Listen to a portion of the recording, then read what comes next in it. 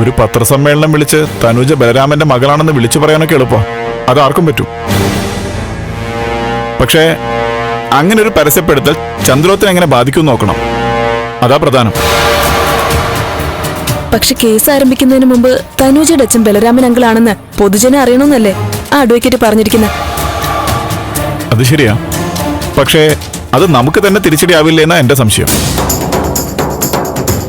ഗിരി എന്തായി പറയുന്നത്? എനിക്കൊന്നും മനസ്സിലാവുന്നില്ല. സിദ്ധാർത്ഥൻ സാറാണ് പ്രതിസ്ഥാനത്ത്. പ്രതിയോ പ്രതിയുടെ ഭാഗത്ത് നിൽക്കുന്നവരോ പറയുന്ന ഒരു കാര്യത്തിനും പൂർണ്ണമായ വിശ്വാസ്യത ജനം കൊടുക്കില്ല. കേസ് ജയിക്കാനുള്ളൊരു തന്ത്രമായിട്ടായിരിക്കും ജനം ഇതിനെ കാണുന്നത്. എന്തെങ്കിലും കൂടെ അതിൽ നിന്ന് കിട്ടുമെന്ന് തോന്നുന്നില്ല. അതുമാത്രമല്ല, ഇതുകൂടെ ആവുമ്പോ പിന്നെ തേവക്കാട്ടുകാരാകെ ഇളകും, പ്രശ്നമാക്കും. പാർട്ടി ഇപ്പം തന്നെ ബലരാമൻ സാറിന്റെ ഭാഗത്താണ് നിൽക്കുന്നത്.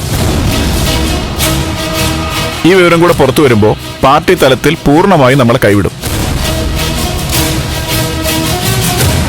ഇതുവരെ പറയാത്ത കാര്യമല്ലേ ഇപ്പൊ പൊക്കിക്കൊണ്ടുവരുന്നത്. റിമാൻഡിൽ കഴിയുന്ന സിദ്ധാർത്ഥ ചന്ദ്രത്തിന്റെ ഭാര്യ പത്രസമ്മേളനം നടത്തിയ അതിന്റെ പിറകെ തന്നെ കൊല്ലപ്പെട്ട തേവക്കാട്ട് ബലരാമൻ സാറിന്റെ ഭാര്യ ചന്ദ്രമതിയും പത്രസമ്മേളനം നടത്തും.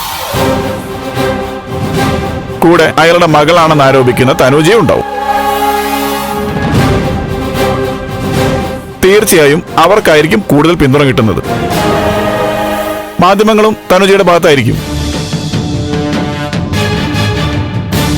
മാത്രമല്ല, തനുജയുടെ ഭാഗത്തു നിന്ന് വാർത്തകൾ ഉണ്ടാക്കുന്നതായിരിക്കും ചാനലുകളെ സംബന്ധിച്ച് റേറ്റിംഗിന് നല്ലത്.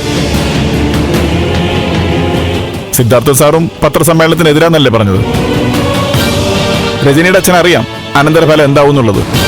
അച്ഛൻ എതിർക്കുന്നത് ബലരാമൻ അങ്ങളോട് കാണിക്കുന്ന നീതികേടെന്നുള്ള നിലയ്ക്കാ. ആയിരിക്കാം. ആ നിലയ്ക്കായാലും ഈ വിഷയം പുറത്തറിയേണ്ടത് തന്നെയാണല്ലോ അച്ഛന്റെ നിലപാട്. ഇത്രയും കേട്ടത് വെച്ച് എനിക്ക് തോന്നുന്നത് ഇതങ്ങനെ പത്രക്കാരുടെ മുമ്പിൽ പറയുന്നത് ബുദ്ധിയല്ലെന്ന്. ത്യാഗരാജൻ എന്ന് പറയുന്നവൻ എന്തും ചെയ്യാൻ മടിക്കാത്തവനാ. അവന്റെ കാര്യം വിട്ടേക്ക്. ഞാനീ പറയുന്നത് എല്ലാ കാര്യങ്ങളും കൂടെ വെച്ചിട്ടാ. എന്റെ ഒരു അഭിപ്രായം ഇങ്ങനെ ഒരു പത്രസമ്മേളനം വേണ്ടെന്ന് തന്നെയാണ്. പിന്നെ മേഡവും നന്ദനും ദേവികയും എല്ലാവരും കൂടെ ആലോചിക്കുമ്പോൾ ഈ വിഷയം പരസ്യമാക്കുന്നത് തന്നെയാണ് നല്ലതെന്ന് തോന്നുന്നുണ്ടെങ്കിൽ അങ്ങനെ തന്നെ ആവട്ടെ. അതിന് ഞാൻ കൂടെ ഉണ്ടാവും.